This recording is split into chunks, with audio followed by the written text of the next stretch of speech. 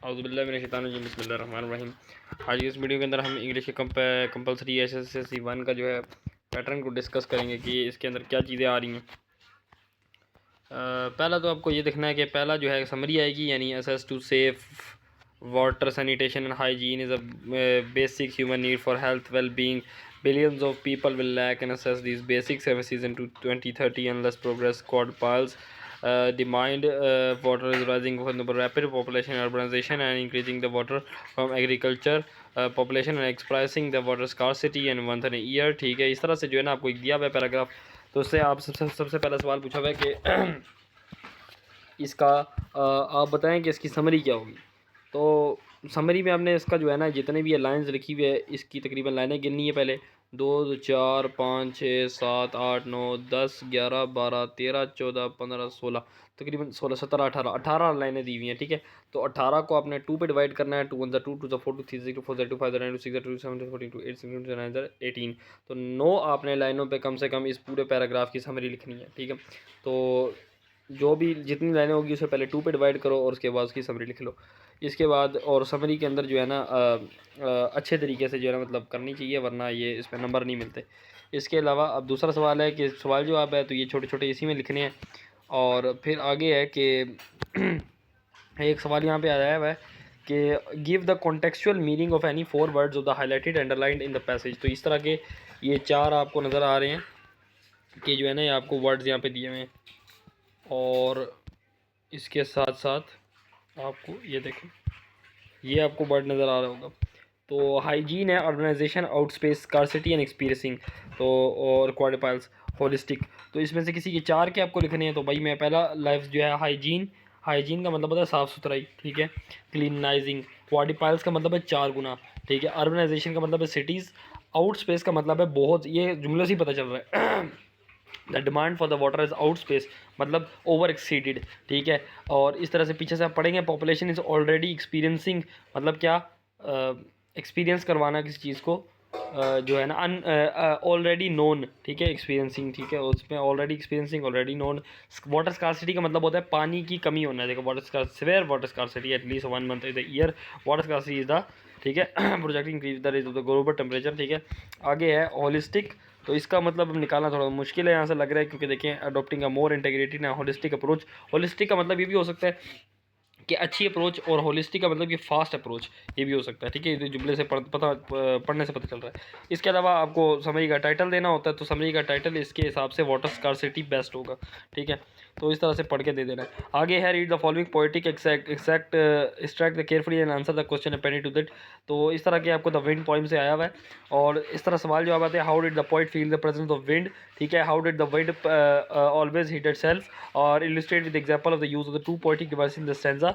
तो इसमें आपने क्या करना होता है कि उसने पहला सवाल पूछा हुआ है कि आपने पोएटिक डिवाइस पढ़नी, सॉरी पोइट्री पढ़नी है, और उसके बाद आपने बताना है कि जो पोइट है वो विंड को कैसे डिस्क्राइब कर रहा है। I saw the different thing you did but always you yourself you hid. I felt you push, I heard you call, I could not see you self all at all.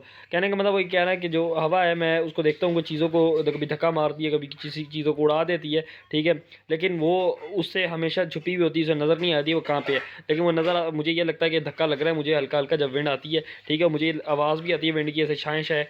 तो उसके अलावा बताया again I could not see your self your, और तो ये आपने presence बता देनी है इंग्लिश के अंदर। और how did the wind always hid itself, यानी वो विंड अपने आप को किस तरह छुपाती है वो, तो आपने ये लिखना है wind is an unseen power and force. ठीक है, we can not seen it but we can feel its presence in the breeze in the spring season when the wind comes, and high yield winds destroy, and it is also being a magnificent creature of beast which destroys all the countries and without looking the man hard work. आगे जो है illustrate with an example of the 2 poetic devices, illustrate the 2 poetic devices in the stanza। तो वो इसमें जो है ना आपको स्टैंजा के अंदर से 2 पोएटिक डिवाइसेस चूज़ करनी है। अब देखो यहाँ पे लिखा हुआ है आई felt you push, I heard you call. अब हर्ड यू कॉल ये इंसानों की करेक्टरिस्टिक है, यानी अब कॉल कोई बुलाते इंसान है, अब विंड हमें नहीं बुला सकती, तो इसलिए जो ये पर्सोनिफिकेशन हो जाएगा। और आगे लिखा हुआ है इस तरीके से ना यहाँ पे एक दूसरी आप यूँ लिख सकते हैं कि आई फेल्ट यू पुश, हाँ ये हो सकता है कि आई फेल्ट यू पुश, कि मैं देखता हूँ कि तुम मुझे धक्का दे रही हो। अब ज़ाहिर है ये ड्रामा कर रहा है बंदा यार, धक्का किधर देती है मिनट, तो ये आपके पास में क्या एग्जैक्चुरेट कर रहा है, ये हाइपरबोले भी बना सकते हैं। तो यहाँ से दो आपके पास निकलती है हाइपरबोले और ये, ठीक है, वो और भी बहुत सारी निकलती है। फिर ये दूसरा सेंस है। आगे है attempt one of the following question how is, अच्छा, characterization is important element of the play. ये प्ले का सवाल है और इसके जो है 6 नंबर का होता है। इससे पहले वाला सवाल जो है वो 6 नंबर का होता है और उससे पहले वाला जो समरी है वो 8 नंबर की होती है, ठीक है। तो अब ये जो इसके ऊपर बात करते हैं कि जो करेक्टराइजेशन है एलिमेंट की, वो प्ले के ऊपर वो किस तरह डिपेंड करती है। तो elaborate your answer in the various characters of one act play, ठीक है। तो इसमें आपने सिंपल आपने बता देना, जैसे यहाँ पे मैंने लिखा हुआ था कि करेक्टराइजेशन जो है वो आपके पास किसी भी करेक्टर्स को बताता है। जैसे फॉर एग्जांपल एक आपके पास में जो है ना वो करेक्टर होता है जो आपके पास में एंटागोनिस्ट होता है, दूसरा प्रोटोगोनिस्ट होता है, ठीक है। तो इसमें जो है आपके पास में एक प्रिंस है, ठीक है, और आपके पास में इसके एक्शंस और थॉट होते हैं। इसके अलावा मिसिस स्प्रिंगल जो है इसका मेजर करेक्टर है, जो कि कॉन्शियस है about plates and sitting arrangement, ठीक है। इसके अलावा वो इसलिए कॉन्शियस होती है कि उसकी सीटें कम पड़ रही हैं, ठीक है। और इसके अलावा धुनम जो है वो उसका पॉजिटिव करेक्टर है। इसके अलावा जो एलन है उसका जो है वो न्यूट्रल करेक्टर है, ठीक है। तो ये आपने करेक्टराइजेशन में लिखना था। अब आपने करना ये कि इसमें आपने बताना है कि how is characterisation is important element in the play. तो इसका आंसर ये होगा कि characterisation is important element in the play as because we see anybody in our play and we know them who are themselves as they perform as a hero, as they perform as a villains. So we just know that how the story begins and how the story rising conflicts and how the climax came and after that resolution ends the story. Then elaborate your answer with various character. तो एक एक करके जो alanine का बताना है उसका ख़त्म करना है। और ये तकरीबन जो है 3 नंबर के लिए बताना है 4 लाइनें काफ़ी है। How does a conflict in a story play and often turn out to be the main source of keeping the interest of the reader intact with the last moment illustrate the light of the short play of your choice. तो अपनी choice का आपने play बनाना है, वही हमारी किताब में लिखा हुआ है द 14 प्ले है और उसकी जगह जो है आपने बताना है। तो आप उसमें ये बताएंगे कि struggle between the opposing force, ठीक है, create the tension in the story. तो this is called the conflict, ठीक है। और आपने बोलना है कि जो कॉन्फ्लिक्ट होता है उसमें ये था, कॉन्फ्लिक्ट इंटरनल भी हो सकता है, एक्सटर्नल भी हो सकता है, ठीक है। तो ये आपने लिखना है keeps the reader intact with the story at the end of the story and story make the story forward in one act play. Conflict began with the Mrs Springle, ये देखिए Mrs Springle guest list drop from 14 to 13, below 13 is a unlucky number. So Mrs Springle devotedly tries to find the last minute guest to fill the spot, adding the tension and humor to the story. And the conflict is both external, that finding a replacement, and internal. Mrs. Pringle is concerned with the appearance of the chairs. This situation creates a humor as the characters stumble to fix the problem. Morally, conflict keys to the plan comedy. तो इसका मतलब ये है कि external ये है कि find replacement, internal ये है कि प्रिंगल जो है वो कॉन्शियस है अपनी अपीयरेंस के लिए। इसकी जगह इसके अंदर प्लॉट का भी सवाल आ सकता है कि स्टोरी का प्लॉट क्या। तो आपने बताना है प्लॉट जो है सीक्वेंस होता है स्टोरी का, ये 5 स्टेजों में होता है। ये इसकी 5 स्टेजें हैं। एक तो है एक्सपोजर, ठीक है, और उसके बाद राइजिंग एक्शन है, और ये क्लाइमैक्स है, ये फॉलिंग एक्शन और रेजोल्यूशन। अब जो आपकी एक्सपोर हुआ है उसके लिए आपने यूँ लिखना है कि Mrs Springle prepare for the dinner party. Rising action में क्या हुआ कि गेस्ट कैंसिल हो गए, उससे पैनिक क्रिएट हुआ। क्लाइमैक्स किधर आता है कि जब उसने देखा कि जो जल्दी जो है ना श्रिंक हो रहे गेस्ट की लिस्ट। फॉलिंग एक्शन ये था कि मिसेस प्रिंगल रिफ्लेक्ट ऑन वर्डीज, और रेजोल्यूशन ये सरप्राइज गेस्ट प्रिंगल मतलब प्रिंस ऑफ वेल जो था आखिरी में आया और शहजादे ने बचा ली पार्टी को। और इसके अलावा सेटिंग ये है स्टोरी की कहाँ पे बनी है कि जैसे मतलब टाइम प्लेस कौन सी जगह में हुआ है। ये 20th सेंचुरी में हुआ है, न्यूयॉर्क डाइनिंग रूम के अंदर हुआ है in the cold days. Theme क्या है स्टोरी का, ये आपके पास सेंट्रल आइडिया कोर मैसेज होता है पॉइंट का, ठीक है। और इसके अलावा ये ह्यूमन नेचर पे डिपेंड करता है, कैरेक्टराइजेशन प्लॉट पे डिपेंड करता है। और 14 के अंदर ये सोशल स्टेटस की और इसकी इंपॉर्टेंस है अपीयरेंस के ऊपर ये सब कुछ है कि वो अमीरों को जो है ज़्यादा वो करती थी, और 13 वगैरह को उसने जो है वो एक तरह से रियल मैटर के रियल कनेक्शन के तौर पे लिया हुआ था, हालांकि वो एक मिथ है। आगे है आपके पास में लेटर टू एन एडिटर और न्यूज़पेपर। तो लेटर तो इतना ज़्यादा कॉमन नहीं है, आप ज़्यादातर जॉब का लिखा करेंगे उसमें लेटर में नंबर भी करते हैं। तो जॉब की एप्लीकेशन का जो पैटर्न इस तरह से आपने लिखना है कि एप्लीकेशन राइटिंग के ऊपर हेडिंग डाल के examination hall city A dot B dot C और इस तरीके से जो भी आपने डेट है उधर लिख देनी है। फिर उसी के नीचे लिखना है to general manager of the hotel comma ABC organisation comma और इस्लामाबाद डॉट लिख के एक लाइन छोड़नी है। फिर सब्जेक्ट दो डॉट और इसे ब्लैक पेन से आपने लिखना है job application for the hotel जो भी है और फिर एक लाइन छोड़ के लिखना है डियर सर और उसके आगे अप्रोक्सीमेटली वाला मार्क जो है लगाना है एक्सक्लेमेटरी वाला और उसके नीचे शुरू करना है राइटिंग लिखनी। और ये जो है आपने इस तरह पे डियर सर के आगे से जब सबका लिखना शुरू कर देंगे आपने दो छोटे छोटे पैराग्राफ भर रहे हैं और उसके बाद एंड पे आपने ये लिखना है thanking you and considering my application I look forward for here from you या गुड रिस्पॉन्स भी कह सकते हैं। आगे लिखना है योर्स सिंसियरली XYZ सेलफोन जो आपने सेलफोन अपना नहीं दे देना एक 0 पॉइंट ऐसी कुछ भी देना है और देन उसके बाद जो है ना आपने ईमेल राइटिंग उसको ईमेल ABC इस तरह करके लिख देनी है। अच्छा इसके बाद जो है choose correct meaning of 6 idioms तो ये भी 6 नंबर के लिए होता है और इसमें आपने सिंपल बताना होता है जैसे ये है ना he was at its wits end तो wits end after the collapse in the business तो कहने का मतलब ये कि अब ये आपको खुद सेलेक्ट करना है कि नॉट लाइकली बीइंग विटी अब ये तो हो ही नहीं सकता क्योंकि उसमें वापस उसका जिसमें उसका उस तरह का जैसे लिखा हुआ होगा ना तो वो तो हो ही नहीं सकता। इसके अलावा कम्प्लीटली पजल्ड हाँ कम्प्लीटली पजल्ड इसका होगा ठीक है। बिलो द बेल्ट इसका मतलब ये होगा कमेंट ऑन द ब्लड नहीं इंसिडेंट को कमेंट ये भी इसका ये होगा come to the grief to fail harm someone to go to the grief ये है। इसके अलावा feather your nest build a house नहीं फीदर योर नेस्ट का मतलब बिल्ड अ हाउस नहीं है दूसरी जुबान में इसको क्या कहते हैं टेक अ करप्ट प्रैक्टिसेस ठीक है नहीं बल्कि फीदर योर नेस्ट का मतलब होता है आपके पास बिल्ड अ हाउस। इसके अलावा होल्ड और टीम टुगेदर तो टीम टुगेदर का मतलब होता है keep united. Lick to the dust का मतलब ये है कि get obstructed by the dust. इसके अलावा more heaven and the death earth try to यही है try to conquer the universe in every possible वे।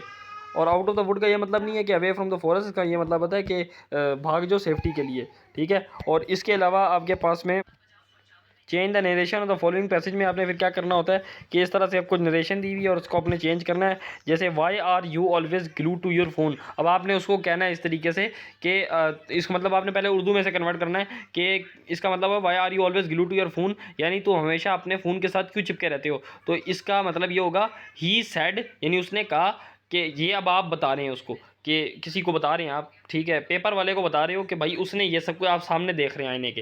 तो आपने बोला why are you glued to your phone तो उसमें आपने बताना उसने कहा he said that why he is glued to नहीं why you are glued to the phone. आगे आपने बताना है इम्प्लोर द फादर ठीक है it is said by the father ठीक है ही सेड और या फिर आप यूँ भी लिख सकते हैं द सन श्रगड ठीक है ही श्रगड ठीक है what else I can do then he replied that what can he can do don't you have any other hobbies ठीक है। So dad says that did you have not any hobbies question by the father ये एक ही बात है put the device away इस तरह से आपने इसको करना है तो बहुत आसान है। तो इसको मतलब एक तरह से आपने अपने सामने इमेजिनेशन करनी है और उसके लिए फिर उर्दू में कन्वर्ट करवा के इंग्लिश में कन्वर्ट कराना है।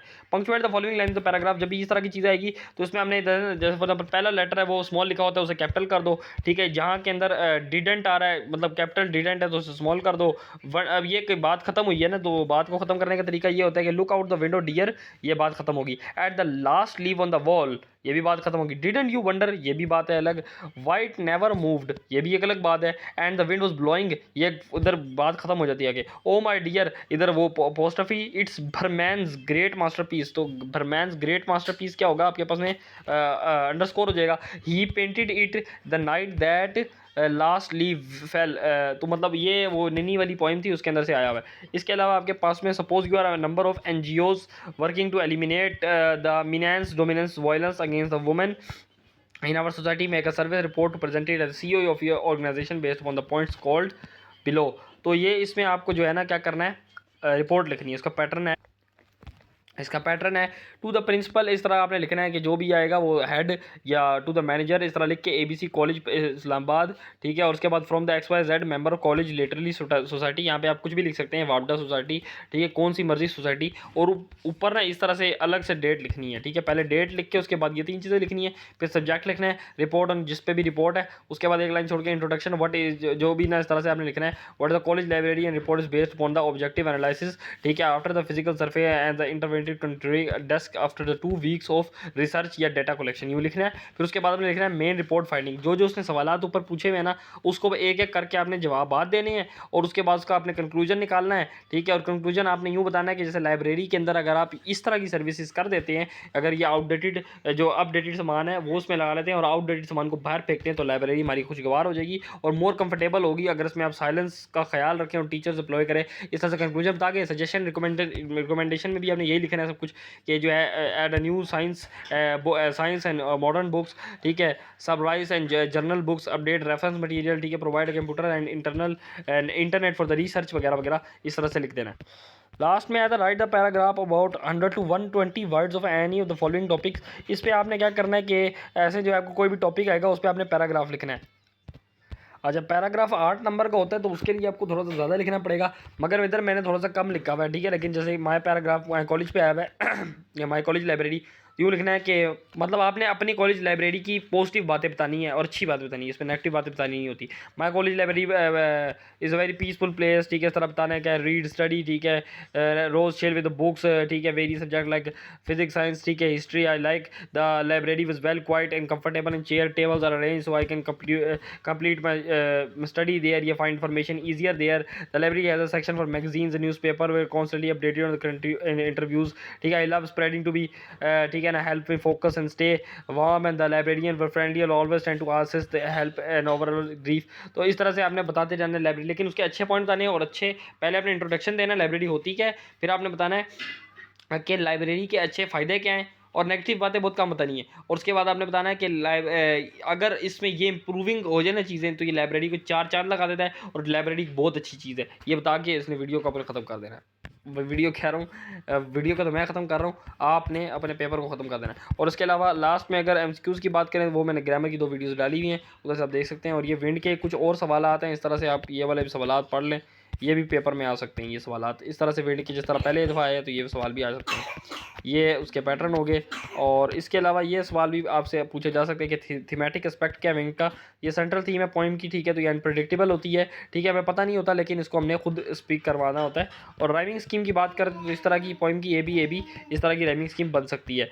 इसके अलावा पोएटिक डिवाइस पर्सोनिफिकेशन में बता चुका हूँ, रेपिटेशन सिमिली आ सकती है, इसके अंदर इंजॉयमेंट भी आ सकती है, ब्लो थू इस तरह से चीज़ें आ सकती है, ठीक है। और बस यही चीज़ें थी। ओके, अल्लाह हाफिज़।